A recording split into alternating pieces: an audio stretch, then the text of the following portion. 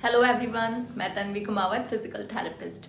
आज के मैं वीडियो में बात करने वाली हूँ कि एक फिजियोथेरेपिस्ट के क्या क्या रोल्स हो सकते हैं, वो क्या क्या कर सकता है। तो ये स्टूडेंट्स के लिए भी है वीडियो कि आप फिजियोथेरेपिस्ट हैं अगर, तो आपका आगे क्या क्या आप किस फील्ड में करियर अपना बना सकते हैं।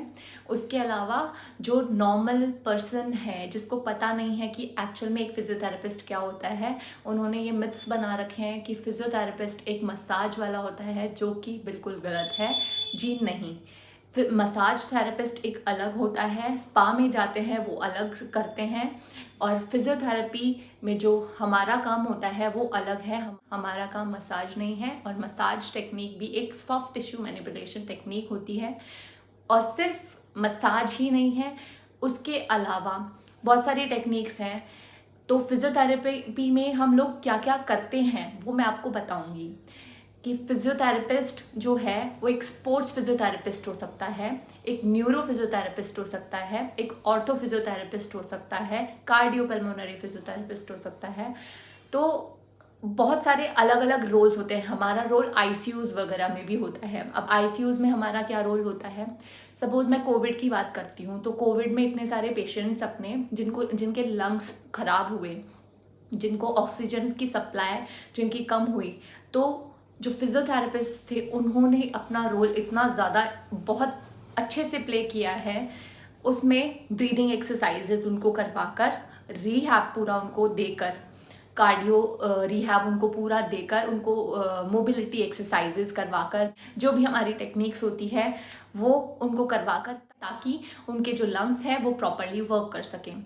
उसके अलावा मैं एक स्पोर्ट्स फिजियोथेरेपिस्ट की बात करूँ, तो स्पोर्ट्स फिजियोथेरेपिस्ट किसी भी टीम के साथ में जाएगा as a sports physio, tournaments वगैरह में, और उसके अंदर जो जो भी प्लेयर्स होंगे, और सिर्फ प्लेयर्स ही नहीं, वहाँ पर ड्यूरिंग प्ले और ड्यूरिंग टूर्नामेंट जब भी किसी भी प्लेयर को या कोच को या किसी को भी अगर कोई इंजरी होती है, और सिर्फ इंजरी ही नहीं, किसी भी तरह की कोई जैसे डायरिया वगैरह की प्रॉब्लम हो जाती है, डिहाइड्रेशन की प्रॉब्लम हो जाती है, तो वो सारा भी हम लोग देखते हैं। अगर suppose on the spot, on the field, अगर किसी पर्सन को इंजरी हो गई है तो उसको ट्रीट करने का काम हमारा है। मैं अगर बात करूँ कि अगर कोई प्लेयर है और उसका एंकल ट्विस्ट हो गया है, तो एंकल ट्विस्ट है तो उस टाइम पे हम ड्यूरिंग एक्यूट इंजरी हम ज़्यादा आइसिंग वगैरह करते हैं और टेपिंग कर सकते हैं, ताकि प्लेयर उस टाइम पर खेल सके।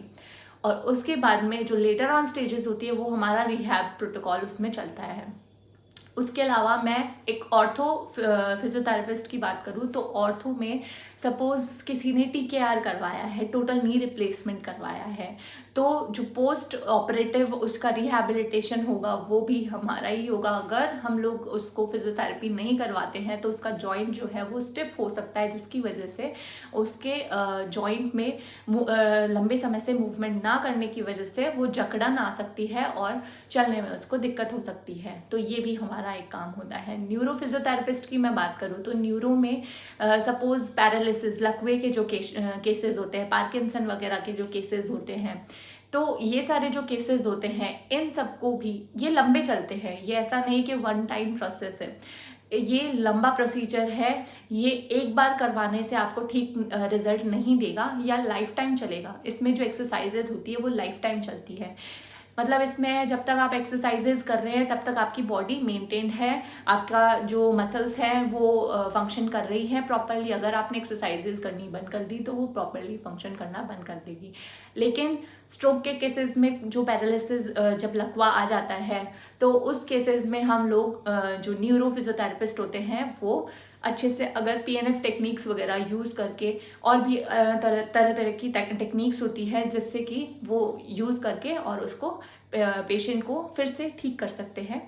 तो उसके अलावा मैं बात करूँ कार्डियो फिजियोथेरेपिस्ट की, मैंने आपको बता ही दी है। कार्डियो पल्मोनरी सारा आईसीयू का जो वर्क होगा वो सारा उसका होगा, ठीक है। तो ये एक फिजियोथेरेपिस्ट में पेन एंड पैरालिसिस के मस्कुलोस्केलेटल फिजियोथेरेपिस्ट की मैं बात करूँ, जो स्पेशलाइज्ड है मस्कुलोस्केलेटल इंजरीज के अंदर, तो ऐसा फिजियोथेरेपिस्ट पेन जो तरह तरह के हमारे बॉडी में होते हैं तो उसको ट्रीट करते हैं। सपोज नेक पेन है, बैक पेन है, नी पेन है, एल्बो पेन है, रिस्ट पेन है, तरह तरह के बॉडी के अंदर पेन्स होते हैं तो उसको ट्रीट जो करते हैं वो मस्कुलोस्केलेटल फिजियोथेरेपिस्ट होते हैं।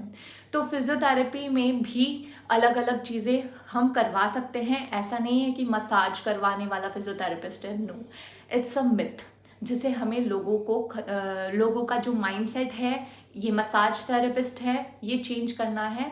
No, we are not a massage therapist, we are physiotherapist. हम लोगों ने अपना डिग्री लेकर फिजियोथेरेपिस्ट हम लोग बने हैं। ऐसा नहीं है कि मसाज थेरेपिस्ट, सब लोग अपने अलग अलग फील्ड के अंदर काफ़ी अच्छा करते हैं। तो मसाज थेरेपिस्ट अपनी फील्ड में अच्छे हैं, हम लोग फिजियोथेरेपिस्ट हैं और उसमें मैंने आपको बता दिया क्या क्या ऑप्शंस होते हैं और हम लोग क्या क्या कर सकते हैं।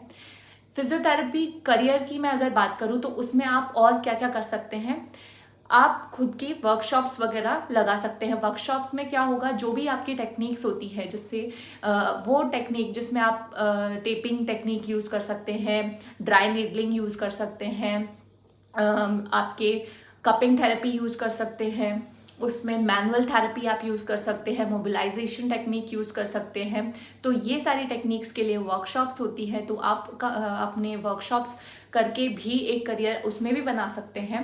उसके अलावा आप टीचिंग लाइन में, प्रोफेशन में जा सकते हैं। टीचिंग प्रोफेशन में आप खुद का यूट्यूब चैनल बना सकते हैं, आप लोगों को अवेयर कर सकते हैं अबाउट फिजियोथेरेपी। उसके अलावा आप फिजियोथेरेपी में अपना होम विजिट्स भी ले सकते हैं। होम विजिट एक बहुत ही इम्पॉर्टेंट रोल प्ले करता है। होम केयर में आपका ये आता है कि जो पेशेंट्स आ नहीं सकते हैं हम फिजियोथेरेपिस्ट के पास में, जो चल नहीं सकते, जिनको बैक पेन है, सीवियर बैक पेन है, तो हम लोग उनको होम विजिट्स भी देते हैं। तो एक करियर आपका उसमें भी बन सकता है। Thank you so much everyone ऐसी वीडियोस देखने के लिए। मेरा चैनल सब्सक्राइब कर लीजिए। यूट्यूब पर मेरा चैनल है प्रोफेस फिजियोथेरेपी विद तन्वी के नेम से और इंस्टाग्राम पर मैं हूँ profess.physiotherapy के नेम से। तो आप मुझे वहाँ पर भी फॉलो कर सकते हैं। For online consultation you can DM मी और यू कैन मेल मी। अगर आपको ऑनलाइन कंसल्टेशन लेनी है तो आप मुझे DM कर सकते हैं इंस्टाग्राम पर। उसके अलावा आप मुझे मेरे ईमेल एड्रेस पर आप मुझे मेल कर सकते हैं। Thank you so much.